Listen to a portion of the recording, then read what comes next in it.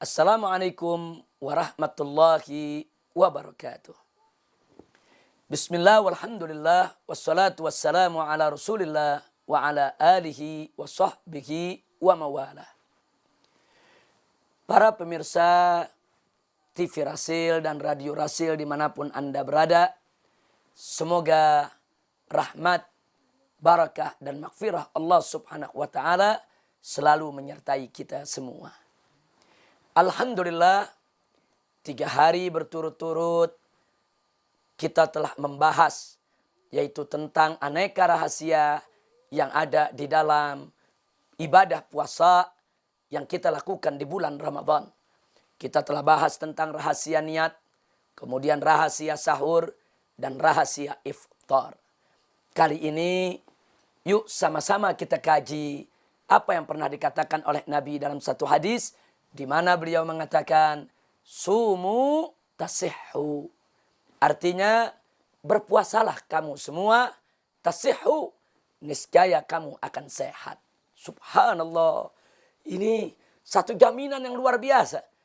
Ini jaminan yang datang dari Nabi alaihi salatu wassalam yang kita ketahui, wa ma yantiqu anil hawa in huwa illa wahyu yuha.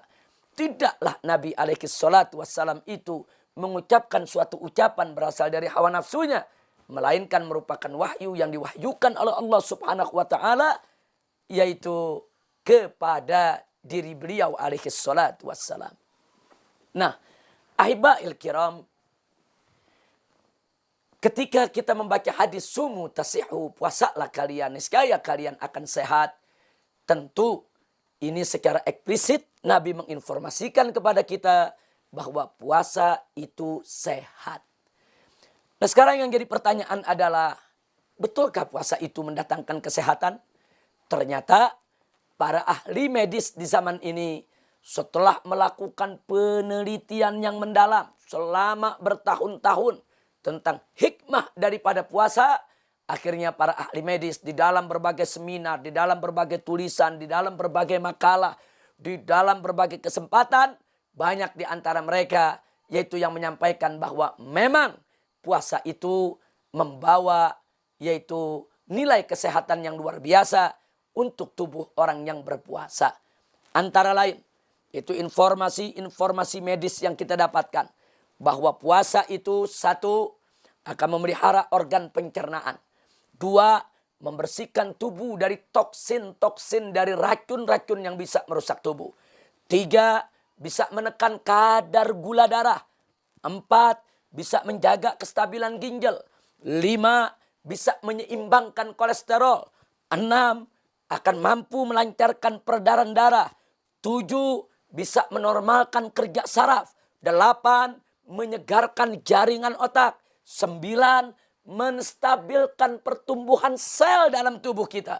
Dan ke-10, bisa memperlambat pengeriputan kulit. Subhanallah. Ini dipaparkan oleh para ahli medis. Ini dipaparkan oleh mereka yang ahli di bidangnya. Ternyata sebelum para ahli medis ini menyampaikan manfaat puasa sedemikian rinci, yang antara lain sudah kita sebutkan tadi, Nabi alaihi salatu wassalam sejak 15 abad yang lalu telah mengabarkan kepada kita, sumu tasihhu, puasalah kalian, niscaya kalian akan sehat. Yang menariknya, ibadallah, segenap para pemirsa TV dan Radio Rasil, dimanapun Anda berada. Yang tidak kalah menariknya, ternyata di alam fauna dan flora, ternyata puasa itu juga punya manfaat. Bahkan ada jenis-jenis hewan dan jenis-jenis tumbuhan yang berpuasa di waktu-waktu tertentu.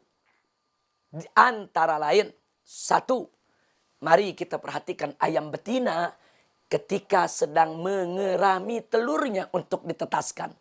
Ayam betina yang mengerami telur, dia tidak minum, dia tidak makan, dia berpuasa. Kenapa ayam tadi berpuasa? Karena dengan puasa akan meningkatkan suhu daripada tubuhnya, sehingga memperoleh panas yang cukup untuk menetaskan telurnya. Oleh karenanya, manakala ayam betina mengerami telurnya tapi tetap tidak berpuasa, tetap makan, tetap minum, maka dia akan sulit mengerami telurnya hingga menetas. Karena suhu tubuhnya tidak memadai.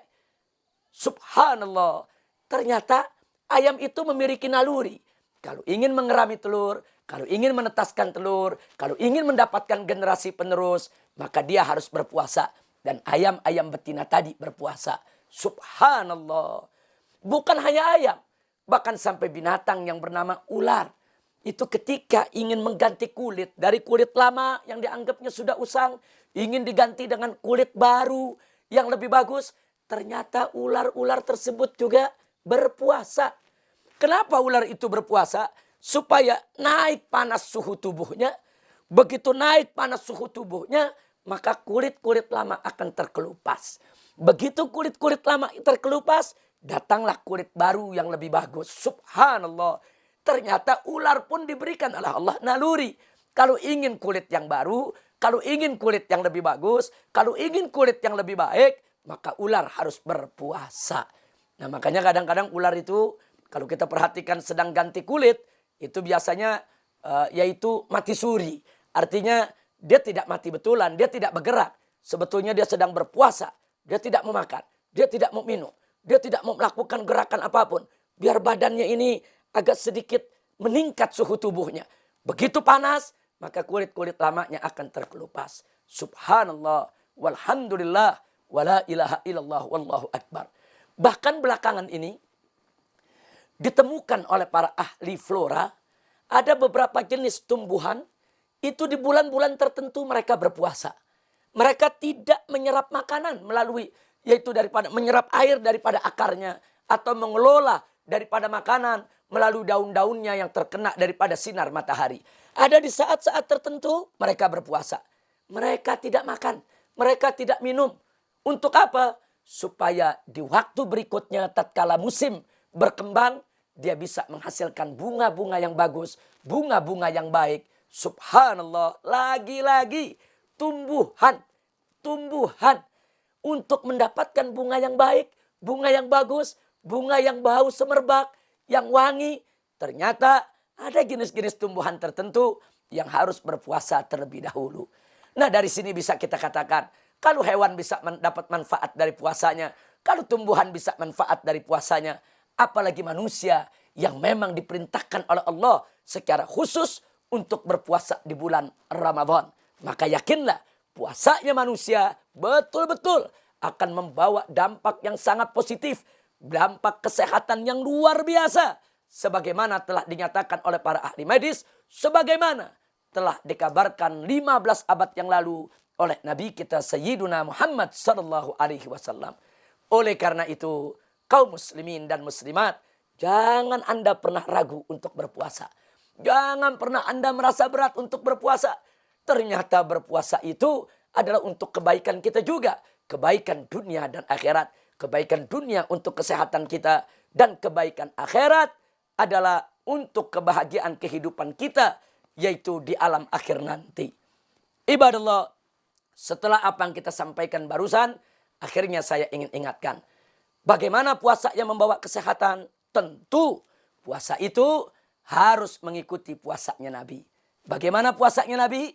Jangan lupa niat, jangan lupa sahur, dan lebih diakhirkan sahurnya lebih baik, dan jangan lupa untuk segera berbuka. Dan jangan lupa dalam berbukanya, mulai dengan basmalah dan doa, mulai dengan kurma dan air putih, sholat maghrib dulu dengan zikirnya, barulah kita memakan makanan yang berat. Insya Allah dengan puasa cara Nabi, kita akan mendapatkan kesehatan sebagaimana dijanjikan oleh Nabi. Sumu tasihhu.